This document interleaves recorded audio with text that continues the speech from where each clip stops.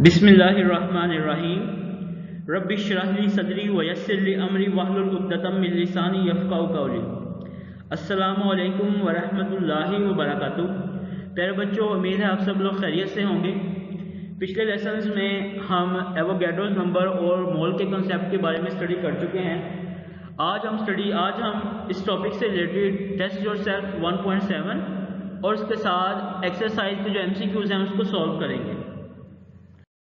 First of all test yourself 1.7 को हम देखते हैं। फर्स्ट क्वेश्चन इसमें है, how many atoms of sodium are present in 3 moles of sodium and what is the mass of it. वो कह रहा है कि सोडियम के 3 मोल के अंदर कितने नंबर ऑफ एटम्स हैं और उसका मास क्या है।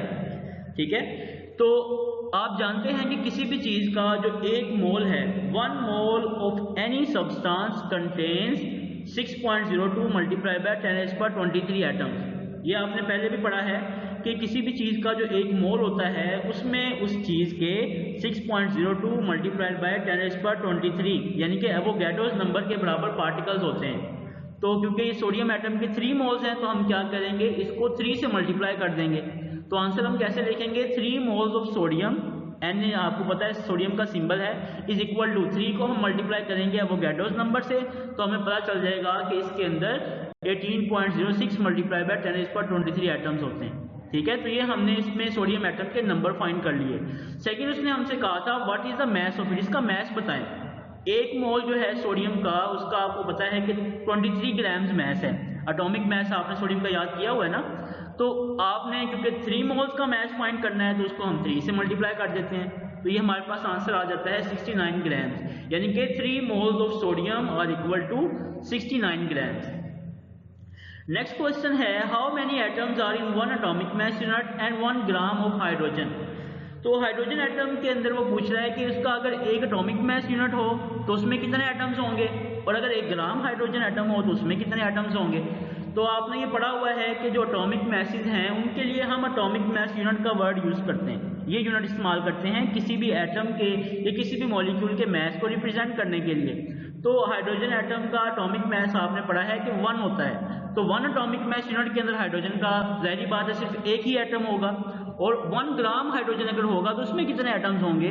तो हमने पढ़ा है कि अगर हम एटॉमिक मास यूनिट को ग्राम में रिप्रेजेंट करेंगे तो वो उसका मोलर मास बन जाता है, यानी कि 1 ग्राम जो है वो हाइड्रोजन एटम के 1 मोल के बराबर है। तो हम कहेंगे कि 1 gram of hydrogen is equal to 6.02 multiply by 10⁻23 atom. ठीक है, क्योंकि हाइड्रोजन का मोलर मास है ना 1 ग्राम, तो उसको उसके 1 मोल के अंदर एवोगैड्रोस नंबर के बराबर एटम्स होंगे। ठीक है, आंसर आप लिख सकते हैं कि there is only 1 atom in 1 atomic mass unit and there are 6.02 multiply by 10⁻23 atoms in 1 gram of hydrogen. Question number 3 है, how many atoms are present in 16 gram of oxygen and 8 gram of sulphur. वो कह रहा है कि 16 ग्राम अगर आपके पास oxygen है और 8 ग्राम सल्फर है तो उसके अंदर कितने एटम्स प्रेजेंट हैं। तो हमने केमिकल कैलकुलेशन के अंदर हमने स्टडी किया है कि हम नंबर ऑफ एटम्स जो है मास से कैसे फाइंड करते हैं। तो फर्स्ट ऑफ ऑल हम ऑक्सीजन को देख लेते हैं। ऑक्सीजन के अंदर आप जानते हैं ऑक्सीजन का जो मास उसने दिया हुआ है वो 16 ग्राम है। ऑक्सीजन का मोलर मास कितना है, ऑक्सीजन का मोलर मास भी 16 होता है, आपको पता है ना, ऑक्सीजन का एटॉमिक मास 16 है। तो हम नंबर ऑफ एटम्स कैसे फाइंड करते हैं, सबसे पहले हमने नंबर ऑफ मोल फाइंड करने होते हैं। नंबर ऑफ मोल फाइंड करने का फॉर्मूला था गिवन मास को हम मोलर मास से डिवाइड करते हैं। तो इसका गिवन मास भी 16 है, मोलर मास भी 16 है, इसको डिवाइड करेंगे तो हमारे पास आंसर आ जाएगा 1 मोल। तो मैंने अभी बताया कि किसी भी चीज़ के 1 मोल के अंदर एवोगैड्रोस नंबर के बराबर एटम्स होते हैं। तो इन शॉर्ट हम ये कह सकते हैं कि 16 gram oxygen contains 6.02 multiplied by 10⁻23 atoms. अब हम सल्फर को देख लेते हैं। सल्फर का उसने मास दिया हुआ है 8 ग्राम। ठीक है, सल्फर का 8 ग्राम गिवन मास है हमारे पास, और सल्फर का जो मोलर मास होता है वो होता है 32। ठीक है, तो हम नंबर ऑफ मोल कैसे फाइंड करते हैं, हम क्या करते हैं गिवन मास को मोलर मास से डिवाइड करते हैं। तो 8 को हम 32 से डिवाइड करेंगे तो हमारे पास आंसर आएगा 0.25। ठीक है, यानी कि हमारे पास सल्फर एटम्स के 0.25 मोल्स हैं, यानी कि 1 मोल का तकरीबन चौथा हिस्सा बनता है। तो हम क्या करेंगे, इन नंबर ऑफ मोल्स को हमने एवोगैड्रोस नंबर से मल्टीप्लाई करना है, यानी कि 6.02 से हम इसको मल्टीप्लाई करेंगे तो हमारे पास इसके नंबर ऑफ एटम्स आ जाएंगे 1.5 मल्टीप्लाई बाय 10⁻23 एटम, यानी कि 8 gram of sulphur contain 1.5 multiply by 10⁻23 atoms. Question number 4 है, is the mass of 1 mole of oxygen and 1 mole of sulphur same. वो कह रहा है कि क्या ऑक्सीजन के 1 मोल का मास और सल्फर के 1 मोल का मास जो है वो सेम है। तो अभी हमने डिस्कस किया है कि ऑक्सीजन का जो मोलर मास है वो होता है 16, ठीक है, और सल्फर का जो मोलर मास है वो है 32, ठीक है। तो इसका आंसर हम लिख लेंगे कि इन दोनों का जो मोलर मास है वो सेम नहीं होता। The molar mass of oxygen is 16 while molar mass of sulfur is 32, therefore their masses are not equal. Number 5 question है, what do you mean by 1 atom of carbon and 1 gram atom of carbon। वो कह रहा है कि आपका क्या मतलब है, एक एटम से क्या मुराद है और 1 ग्राम एटम से क्या मुराद है। तो एक एटम 1 एटम ऑफ कार्बन, तो ये आप जानते हैं कि इसका मतलब एक ही एटम है। और ग्राम एटम क्या होगा फिर, ग्राम एटम हमने पढ़ा था कि ग्राम एटम हम ग्राम का जो वर्ड है मोल के लिए यूज करते हैं। अगर हम कहेंगे 1 ग्राम एटम ऑफ कार्बन तो इसका मतलब है 1 ग्राम एटम किसके बराबर है, 1 gram atom of carbon mean 1 mole of carbon, ठीक है। तो आंसर आप इस क्वेश्चन का ऐसे लिख सकते हैं, 1 atom of carbon means 1 atom of carbon and 1 gram atom of carbon mean 1 mole of carbon atoms, ठीक है। क्वेश्चन नंबर 6 है, if 16 gram of oxygen contains 1 mole of oxygen atom calculate the mass of 1 atom of oxygen in gram. वो कह रहा है कि अगर oxygen के 1 मोल का वजन जो है वो 16 ग्राम है तो उसके 1 एटम का आपने मास कैलकुलेट करना है। तो क्योंकि 1 मोल के अंदर कितने एटम्स होते हैं, 6.02 मल्टीप्लाई बाय 10⁻23, हम क्या करेंगे 16 ग्राम को एवोगैड्रो नंबर से डिवाइड कर देंगे, यानी कि 16 gram oxygen is equal to 1 mole और उसके अंदर कितने एटम हैं 6.02 मल्टीप्लाई बाय 10⁻23 एटम। ये बात हम सबको पता है। अब हमने क्या करना है, एक एटम का मास फाइंड करना है, तो हम क्या करेंगे 16 ग्राम को इस पे डिवाइड कर देंगे, 16 divided by 6.02 10⁻23 is equal to, इसको हम डिवाइड करेंगे तो हमारे पास आंसर आ जाएगा 2.66 मल्टीप्लाई बाय 10⁻⁻23, ठीक है। जब आप कैलकुलेटर पे इसको सोल्व करेंगे आपने कैसे करना है, आपने 16 को सिंपली 6.02 से डिवाइड कर देना है। अब जब आप डिवाइड कर देंगे तो आपके पास आंसर आएगा 2.66। अब ये 10⁻23 ये अंडर रूट के नीचे है, यानी कि डिवीजन मार्क के नीचे पड़ा हुआ है ना, तो इसको हम सिंपली ऊपर लेके जाएंगे 16 के साथ, तो नीचे ये 23 प्लस का था, ऊपर जाके आपने मैथमेटिक्स के अंदर रूल पड़ा हुआ है कि ये माइनस का हो जाएगा, ठीक है। इस तरह आप कैलकुलेटर की मदद से इसको सॉल्व कर सकते हैं। नेक्स्ट क्वेश्चन है, how many times is 1 mole of oxygen atom heavier than 1 mole of hydrogen atom.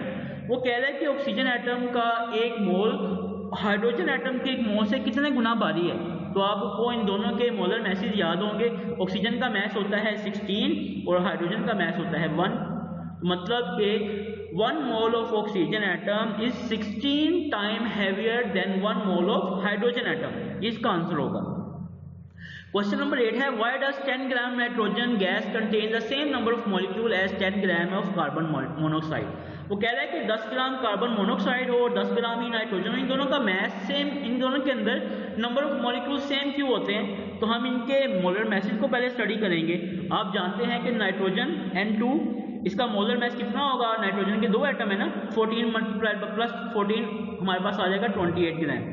और अगर कार्बन मोनोऑक्साइड का मैस देखें तो कार्बन का मैस होता है 12, ऑक्सीजन का होता है 16, इन दोनों को प्लस करें तो ये भी 28 ग्राम ही बनता है।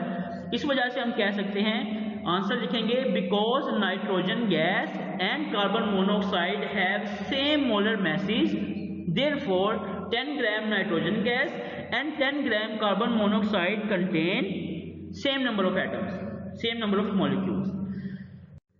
नेक्स्ट एक्सरसाइज के एमसीक्यूज को हम देख लेते हैं। फर्स्ट एमसीक्यूज है, industrial chemistry deal with the manufacturing of compounds on commercial scale. आपने डेफिनेशन के अंदर ये पढ़ा हुआ है कि इंडस्ट्रियल केमिस्ट्री के अंदर हम चीज़ों को कमर्शियल स्केल पर बेचने के लिए तैयार करते हैं। विच of the following compound can be separated by physical mean. वो कह रहा है फिजिकल मेथड से किसको हम अलग कर सकते हैं, तो इसका आंसर भी ये होगा, मिक्सचर्स, ठीक है। मिक्सचर आपने पढ़ा है कि मिक्सचर को हम फिजिकली अलग कर सकते हैं। बाकी एलिमेंट हो, कंपाउंड हो, रेडिकल हो, तो इनको हम केमिकल मेथड से अलग करते हैं, फिजिकल मेथड से इसको सेपरेट नहीं किया जा सकता। नेक्स्ट है number 3, the most abundant element occurring in ocean. तो एलिमेंट्स वाले टॉपिक के अंदर हमने ही पढ़ा था कि ओशन के अंदर कौन कौन से एलिमेंट्स की कितनी परसेंटेज है, अर्थ क्रस्ट में कितनी है। तो वहां से आप इसका आंसर देख लेंगे टेबल से कि इसका आंसर है ऑक्सीजन।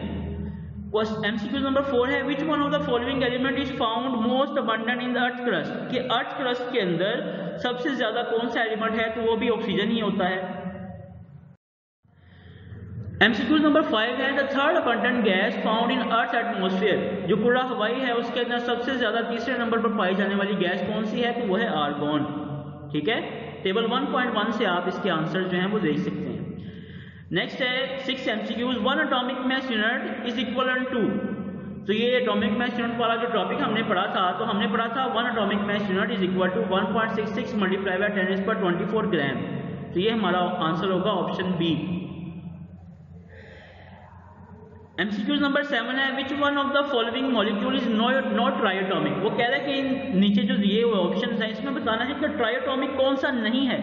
ठीक है, ट्राइएटॉमिक मॉलिक्यूल आपने पढ़ा है जिसके अंदर 3 एटम हो। तो हाइड्रोजन के अंदर 2 एटम है, मतलब H2 जो है वो एक डाइएटॉमिक है, ट्राइएटॉमिक नहीं है, इसको हम मार्क कर देंगे। बाकी हम देखते हैं ऑक्सीजन में भी 3 एटम है, H2 में भी 3 एटम बनते हैं और कार्बन डाइऑक्साइड में भी 3 एटम बनते हैं। तो ये तीनों जो है ट्राइएटॉमिक है, तो H2 अकेला ही है जो कि ट्राइएटॉमिक नहीं है। 8 MCQs है, mess of one molecule of water is.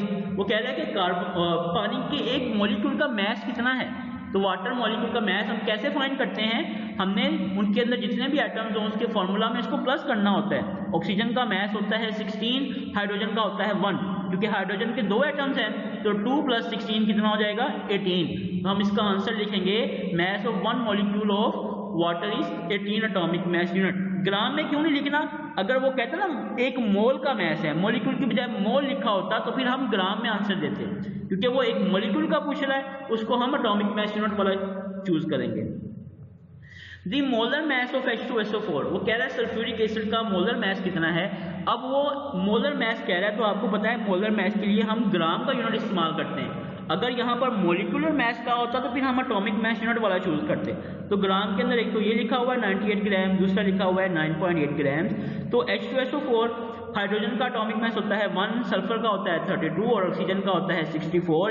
इनको प्लस करें, इनके नंबर ऑफ एटम से मल्टीप्लाई करने के बाद तो बनता है 98 gram. Which one of the following is a molecular mass of oxygen in atomic mass unit. वो कह रहा है कि इन ऑप्शन में से आपने बताना है कि ऑक्सीजन का मॉलिक्यूलर मैस कितना है। ऑक्सीजन का एटॉमिक मैस आपको पता है 16 है, 16 के अंदर 2 एटम्स हैं तो 2 से मल्टीप्लाई करेंगे 32 बन जाएगा। तो फर्स्ट वन इसका आंसर है। How many number of moles are equivalent to 8 grams of carbon dioxide. वो कह रहा है कि आपके पास कार्बन डाइऑक्साइड के 8 ग्राम हैं, आपने उसके नंबर ऑफ मोल्स बताने। तो नंबर ऑफ मोल कैसे फाइंड करते हैं, हम गिवन मैस को मोलर मैस से डिवाइड करते हैं। तो गिवन मैस है हमारे पास 8, हमने मोलर मैस पे डिवाइड करना है। मोलर मैस होगा हमारे पास, इसका 44 है मोलर मैस, हम कैलकुलेट कर सकते हैं। तो 8 को जब 44 पे डिवाइड करेंगे कैलकुलेटर पे हमारे पास आंसर आता है 0.18।